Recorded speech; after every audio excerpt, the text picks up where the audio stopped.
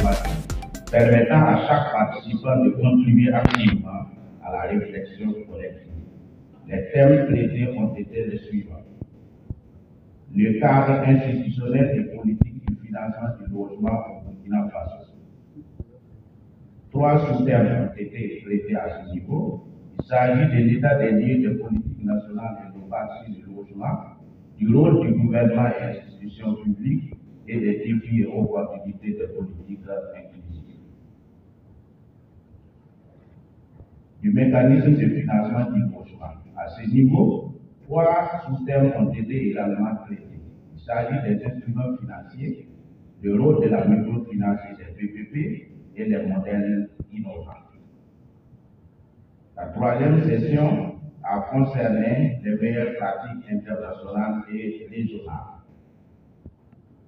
2 sous-thèmes ont été traités à ce niveau. Il s'agit de l'étude des cas réussis à l'appliquer dans d'autres pays émergents, de la coopération internationale, rôle des bailleurs, projets de développement social. La 4e session a concerné le financement inclusif et durable. 3 sous-thèmes ont été traités, à savoir l'accès au crédit pour les faibles revenus, l'initiative communautaire et la durabilité des mécanismes. En plus des sessions qui ont été traitées et des sous-thèmes, une table ronde sur l'adaptation des bonnes pratiques internationales a été tenue. Enfin, au niveau des ateliers, 2 thématiques ont été traitées. Il s'agit du financement inclusif et durable et deuxièmement, la création des partenariats publics-privés pour améliorer le financement du logement. Au cours des échanges, des recommandations, actions et activités ont été soulevées par les participants. Ces préoccupations ont été centralisées et ont fait l'objet d'une synthèse ayant abouti à 4 recommandations fortes et raisonnables qui seront assorties d'un plan d'action de mise à l'œuvre pour le futur. Ces recommandations sont: première recommandation, élaborer une politique nationale de financement du logement. Deuxième recommandation, mettre en place un véhicule dédié au financement du logement.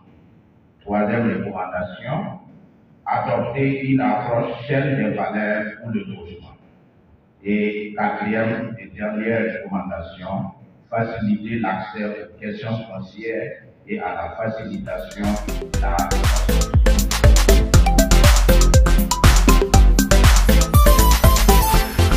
Au terme de ce séminaire national sur le financement du logement, permettez-moi d'exprimer, au nom de la Caisse des dépôts et d'investissement du Burkina Faso, toute ma gratitude et ma reconnaissance à chacune et chacun d'entre vous tous pour votre présence active, vos contributions éclairées et votre engagement sincère.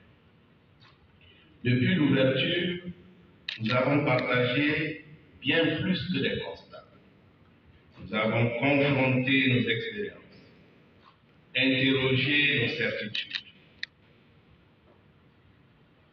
et surtout esquisser ensemble les contours d'une ambition commune, celle d'un habitat digne, accessible et durable pour tous les Burkinabés. Nous l'avons dit et nous le réaffirmons, le logement est bien plus qu'un besoin matériel. C'est un droit fondamental, un pilier de stabilité sociale et un catalyseur de transformation économique.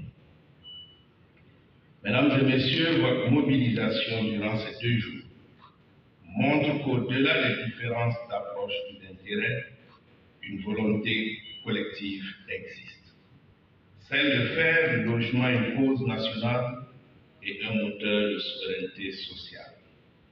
À la lumière de nos travaux, plusieurs pistes de solutions ont été identifiées, comme l'indiqueront tout à l'heure les conclusions du rapport de synthèse.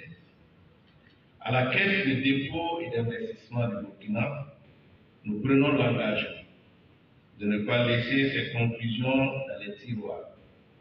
En effet, la CDI veillera à ce que ce séminaire débouche sur une feuille de route opérationnelle, inclusive et suivie, en lien avec les départements ministériels.